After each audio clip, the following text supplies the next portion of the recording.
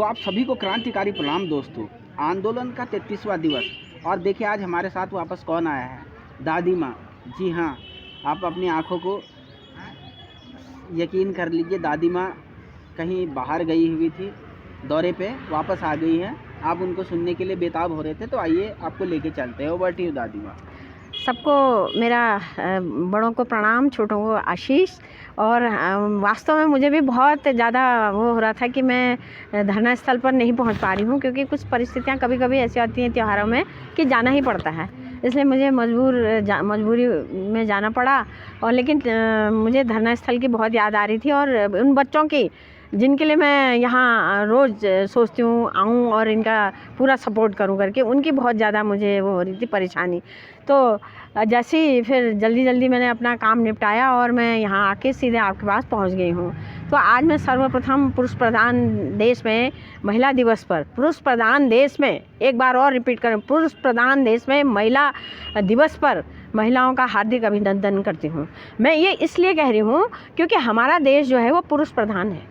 महिलाएं दिखावटी हैं, महिलाओं को टीवी में दिखाते हैं, महिलाओं के लिए जो अत्याचार हो रहे हैं वो जो है दबाए जाते हैं, और सिर्फ ये कहा जाता है कि हम महिलाओं के लिए ऐसा कर रहे हैं, वैसा कर रहे हैं, महिलाओं को इतना दे रहे हैं, क्योंकि उनके वोट बैंक हैं। और महिलाएं समझ नहीं रही हैं। कुछ ही महिलाएं ऐसी हैं जिनके पति जो हैं वहाँ पर नेतागिरी में इन्वॉल्व हैं।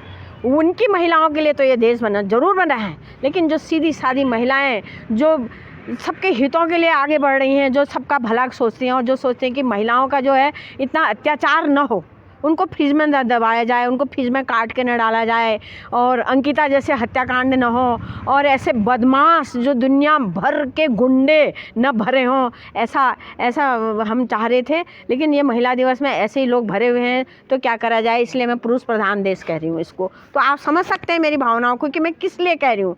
क्या हो रहा है महिलाओं पर आपको पता ही नहीं है। ये तो सिर्फ आदमियों को पता है कि हम अपनी औरतों को कैसे कैसे आगे बढ़ा के सबका नाश करना चाह रहे हैं।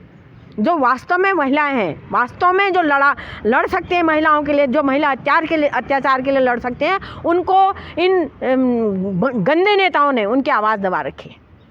और वो चाहते हैं कि महिलाओं का कभी भला ना हो, और वो खाली ऐसी महिलाओं को ले रखा उन्होंने, राजनीति में मंत्री भी ऐसी महिलाओं को बना रखा जो रसूखदारों की पत्नियां हैं, जो कुछ नहीं कर सकती हैं। वो सिर्फ अपने 2-4 गुंडों को लेकर खड़ा करके और अपनी आवाज़ दबंग कर रही हैं। ऐसी महिलाओं को ले रखा।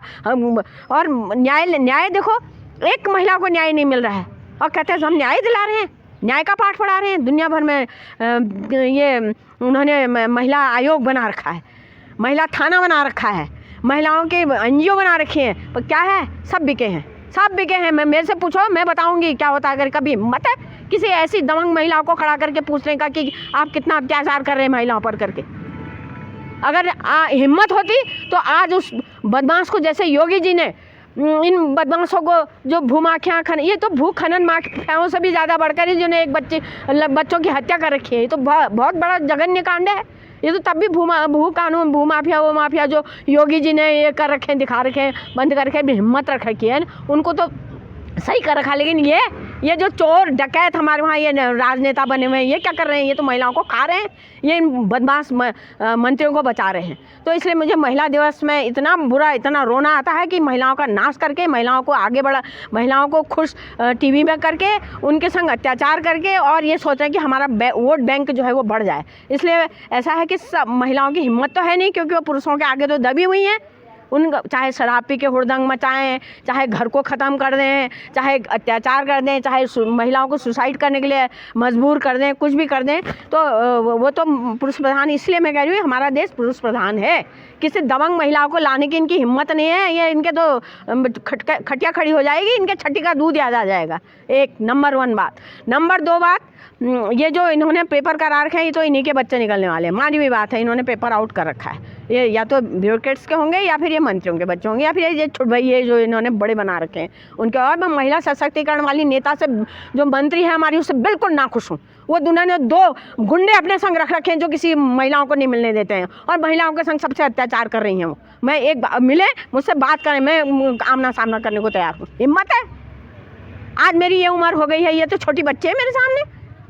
गुंडों को खड़ा करके अपने संग उनको बड़ा बना रखा है इन्होंने।